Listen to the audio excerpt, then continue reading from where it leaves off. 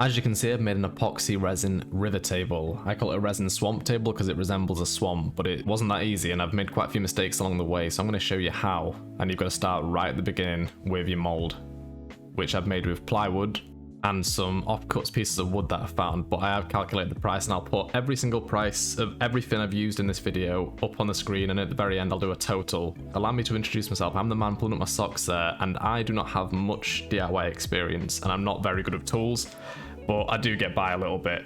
So I'm going to go through absolutely everything. So first off is the plywood and the wooden frame. It's around £30, $35 including the screws.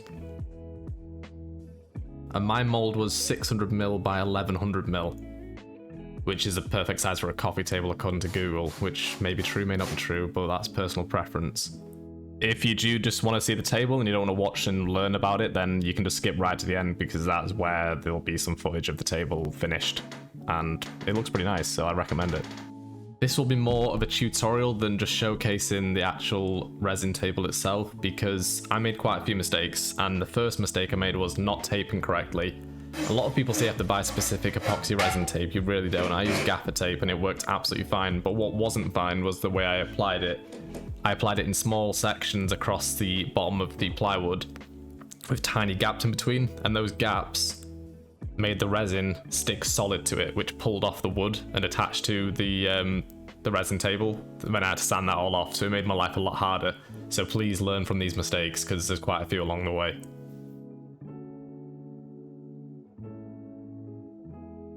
Another little tip for you as well, drill pilot holes into your wood first, because I found that the wood split straight away, and that's just yeah, a common thing what most people probably already know, but if you don't, then you've learned something again. A pilot hole is just a small incision, so then the screw goes into it easier. That's basically it. I'm now applying silicone just so it can't leak out, because I was very paranoid about the resin just leaking everywhere, because resin is not cheap. Again, you'll find out the price of absolutely everything in this video. Make sure it's watertight. That's one of my top tips, because if that's not the case, then you are screwed. Also, make sure every single part of your measurements is bang on. Mine luckily was, and normally I'm pretty bad for that kind of stuff, but I did quite a good job of this.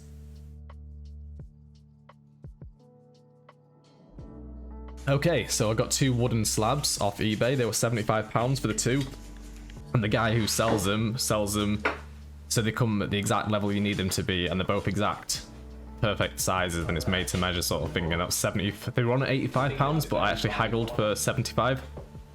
And then you've got the 4 clamps, which I bought from B&Q, but I left the tags on and then took them back. Yeah, I saved a bit of money. What are you gonna do, sue me? This is my next tip as well. I don't think I got enough clamps. I think I needed another 2. I think I should have gone for 6, because a little bit of resin got underneath the piece. And as you can see where I've taped it there, they're the gaps I was talking about earlier. Make sure you wipe down every little bit of dust, because you do not want that going into your project. As you can see, I've taped up the sides as well. That's just pure paranoia, so I didn't want the resin to come out in any way, shape or form.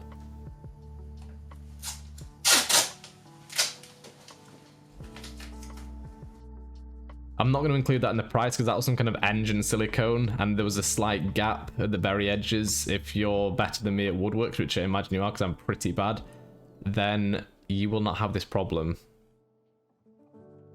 Next is up the, I used marine life pebbles, which you can get from like a fish store or any kind of store like that. Maybe even B&Q might sell them if you're from the UK. I bought 3 bags, each at £5. And I moved them around and made it look like the base of a swamp of some sort, or a lake or a river. I mainly used the 2 black ones because the idea of it was to be dark at the bottom. If you've gotten this far in the video, I'd like you to leave a carrot in the comment section just to resemble my hair colour. Thank you. I was really happy with the base of this, of how it looked. I think it's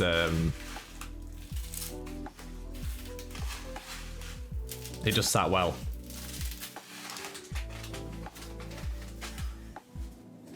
I do keep referring to this as a piece, by the way, and that's because to me it looks more than just a table. It looks like a piece of art, and I quite like that. Then I got the Enchanted Forest Resin dye, which is £3, which is quite cheap. That was just the name of the colour, and I wanted it to be green on the bottom. The idea of this was to make it so the resin was green at the very bottom and then see-through on top, so it gives it like a 3D effect. 10 kilograms of Procast epoxy resin. That was £165 with the stirrers and the pots. I ended up having to buy another 5 kilograms at £80, but that's only because, and again, this is another lesson to learn, the wood I bought, I think, was a little bit too, not wide enough. I needed it to be wider because, again, you'll save a lot of money if your wood's wider, so you have to put less resin in. The idea was for it to be a swamp, but I didn't want it to be that big, and I guess just that's my own fault for not, measuring correctly. So the first layer is going to be the Enchanted Forest layer, which I used half a packet for 2 lots of the pour at 1,000 to 300 milliliters. Because epoxy resin is 3:1, or this one in particular is. Again, every single thing will be in the description of where I bought it from and how much it cost and the total price for the entire table. As you can see, the resin doesn't go very far when all you've got is stone down there. And that brings me to my next tip. If you've got a piece like this, don't use stone. Because in the long run, it makes the drilling section of putting the legs in an absolute nightmare. Because if my wood was a little bit wider, my screws could have gone in, but because they weren't wide enough, I had to drill into the stone using a masonry drill bit, which is a pain, and then I had to drill through the resin, and you can sort of, if you look at a certain angle, you can see the screws at the very end, but they kind of look nice. They look like some kind of sparkly feature, which you can't really tell the screws. So as you can see, I've left the live edge in there. A lot of these people online say that you can't leave the live edge in, and I'm just going off my personal experience. I wanted that live edge, and I kept it in, and it worked, and the table is absolutely fine. It's completely solid. So again, that is up to you. Maybe if you've got a piece where the live edge is a bit loose, you've got to take it off. But I found it was fine to stay on. And a lot of people should say you should baste your edges. I didn't do any of that. I just poured, and it worked absolutely fine. So as you can see, that's 2 lots of pours with all my green dye used. Now you've got to pray. Pray to the gods that sets, because if it doesn't, you're screwed. So the next morning I came in, and it had luckily set to a tacky standard. This is after 12 hours. And that was the plan. I wanted it to be sticky, because next is the driftwood, and that was £10 from, again, a marine shop. And what I did with that was I cut it up, I chopped it a bit, and I burnt it, so it looked like dead wood. And the idea was to then place it into the resin like sticky tar before it's fully set. So then when I do my next pour on top of the sticky pour, it will hopefully stay down. That was not the case, which brings me on to lesson number 4 or 5 or whatever the hell we're on now. Do a deeper pour when it comes to your sticky layer if you're doing a swamp like myself, because it didn't stay down because of the pressure of the resin, which we'll see in a second. As you can see there, it has stuck, but as soon as that resin, the next pour goes into it, the pressure just pulls it out of the base. But it's okay. The end product was fine. I made so many mistakes here, so if I can do this, anyone can do this. If you are thinking about doing one of these, I really recommend it. It's been really fun, and you can be proud of what you've made. And you'd probably pay this kind of price for a table anyway, but you haven't made that table. This is like unique. As you can see, I'm pouring on, this is on the same day, so after the 12 hours, so it's probably now about 14 hours, I'm pouring onto the sticky layer. Usually you can't pour on top of another layer until it's fully set, but because it's still at the sticky stage, I was totally fine. If it had set, you have to sand it down so it's got something to adhere to.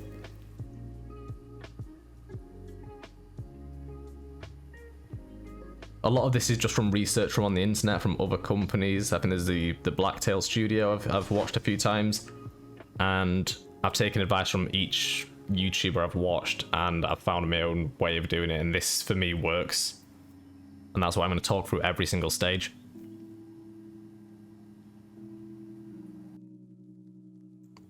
So at this stage, I'm at the realization that I need more resin, so I'm a little bit screwed, because all I've got is 10 kilograms, and I thought that'd be enough because I thought the wood would be wider, like I said before, but it wasn't. So what I had to do was just pour what I had and get to the level I could get to, and that was that. And this is another tip I've got for you. Make sure if you've got areas what are like chipped away, like on the right side of the screen in the middle of the wood, there's like a slight area which is dug out where I'm pouring into now. That I didn't seal properly, so it was just pouring down and into the wood base, which was sealing it together, which later on made my life a bit of a misery. As you can see, the driftwood has moved slightly, and I thought it would stay in the sticky stage, but it did not, so lesson learned again.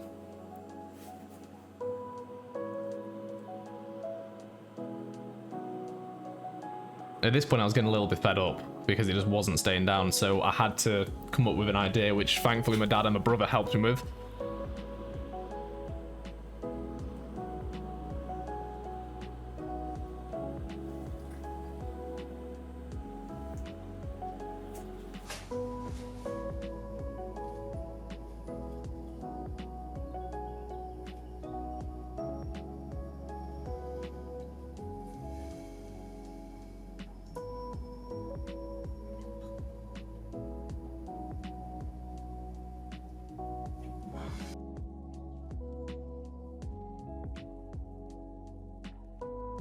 And that was all I had left in resin. I was getting pretty sick because I realized that the wood was going everywhere. I was getting pretty annoyed, and you'll be able to see my facial expression in a second. And then my dad came up with this idea, so I'll let him do the talking now. It wasn't there before, was it? It's higher than that is. I don't want it to be higher than that. No, so just stop. Yeah, Wait, what? you've got that much left still to go, right? Yeah. Let it all set. You get a sharp chisel and very carefully take the top off, whatever's on show, and then you pour. Over the top Another, of that. Yeah, or that's even good. it's underground, so leave it like that now. Yeah, and well, this it'll needs just to be shade left it. for 2 days now. So you'll have about 10 mil Yeah. of resin over the top of the You wood need a then. really sharp chisel. When you shave it off, Tom, get yourself a felt tip pen Yeah. and colour it black again. You'll have it all white. I could do with a piece of wood over there though, just to get it down a bit more. There's some in the garage that are about that size, you know. So at this stage it had set and everything was solid. It's got that nice shiny effect which I wanted. But as you can see, it's nowhere near at the right level. I needed, I thought another 10 kilograms to be honest with you, but in the end it was an extra, I think 2.5, and then I used more just for filling in holes and sealing areas. So this brings me to the next step. Because of the situation I was in, I couldn't obviously pour on top of it. It had already set solid like it has now. So you've now got to scratch the surface, and I mean really scratch it. Make sure it's got something to adhere to. So you scratch every single nook and cranny, everything. Because if you don't, it might have an area which is weak. And then taking my dad's advice, I used my chisel and I got to work on the areas which were a little bit too high, like above the 2 wooden pieces on each side, the live edges. And then I came up with another idea and I thought, this is going to be a swamp, why not add some moss to it? So the areas which I did dig out, I added moss to it, which was bought from Hobbycraft.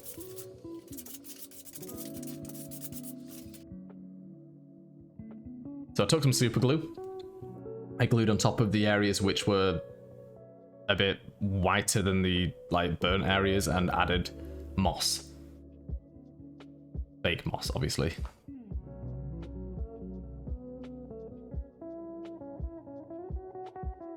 In total, this came to like £12, and honestly, I'm so glad I thought of this idea because it makes it look so much better.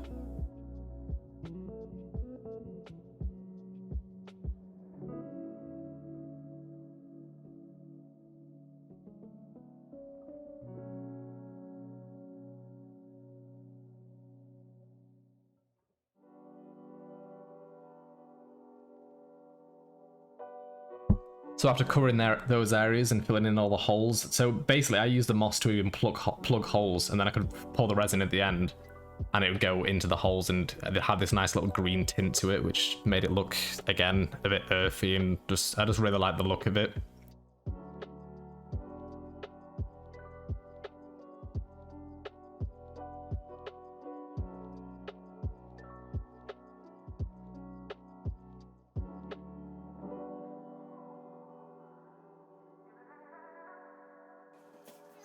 So you pour onto the resin, and again, don't worry, after you've sanded it, as soon as that resin touches it, because it's like water, it will fill in those gaps and it'll go back to its shiny old self again. I was always worried about this, but it does, as you can see.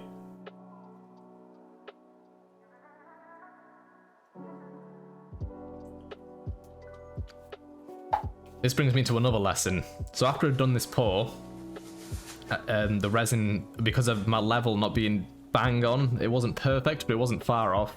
It was slightly tilting to one side, and obviously because it's like water, it was pouring over the sides. And that's when I started to mess with it. Once you've poured it, just, even if it's going slightly over the sides, just leave it. Because if you mess with it too much, as I've found, there was one patch which I had to dig out, which is a pain, by the way, because it just wasn't setting, just a small area. I dug out, obviously, further than the area, and I then resanded it, re-poured the resin, had to wait another 3 or 4 days. It's meant to be 48 hours, but you're meant to really, ideally, leave it as long as possible, because it's still curing for 30 days afterwards, according to the internet. But yeah, that's another lesson for you. Next up was getting out the mold, which, to be honest with you, was relatively easy. I hacked off the front and back sides, and then the 2 side pieces, I just got my chisel in and put pressure where in the right areas, and it just kind of popped out. I am by no means weak, I am by no means super strong, but this area here was hard to pull, but eventually you just found a spot on it, and I pulled it, and it's popped out, and I was just really happy because this is the part I was dreading. The tape worked. Again, it was just gaffer tape, but I didn't put enough tape down, and the tape in certain areas wasn't level. I was a bit lazy with it. So that's another tip for you, is make sure your tape is perfectly flat, because it will find a way to make it like shape like the tape, which doesn't look good. So the underside does not look pretty, which you'll see now. So I had to get my sander, which I bought from Amazon for, I think, £30. Again, all the prices will come up on the screen in different areas. But I had to hack all this off as much as I could anyway, especially the tape. Once I got to a certain level, and I'd got all the bits of wood which had stuck to it and the bits of tape which we're going to show through, I then got my friend Ishi to get his sander on it and take off the bits which were slightly above the level, and then we got a chop saw and chopped either side. And this is, again, another lesson for you. Stones sound great, but don't put the stones near the edges, because trying to go through with stones with a chop saw is an absolute pain. They were glowing red, they were starting to melt to the resin, and it was just a nightmare.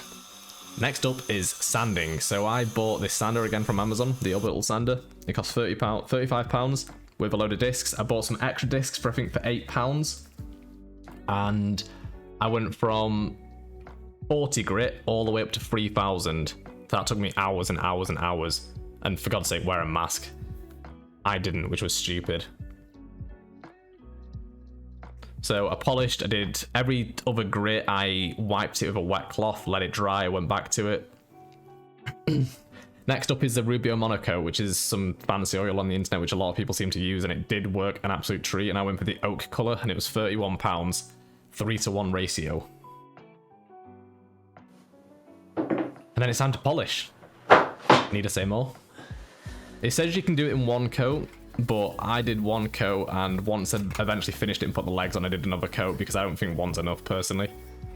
And as you can see, because of how smoothly buffed it is, I'm not joking, I spent hours buffing that thing. It just, the colours just like pop. It looks so nice. And this was the product this was the end product I was looking for. Something where it's like 3D swamp, all the greenery like popping on show. It just looks really, really good.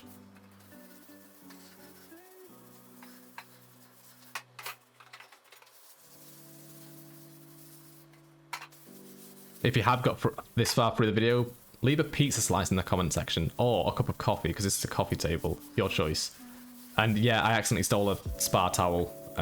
Long story, but I'm not going to explain it. And that's what I used to wipe it down with. Just make sure there's no wet areas, because it will dry a different colour. Then the legs, sadly didn't get any footage of me drilling them in, but this is another lesson. The stones on the bottom are a nightmare. I had to drill through the stones with a masonry bit, which I've already explained, but I then added silicone to it, just so it would be more solid, and the legs are very, very solid. I've put 4 screws on each side, and they're fine. And this is the finished product, so enjoy.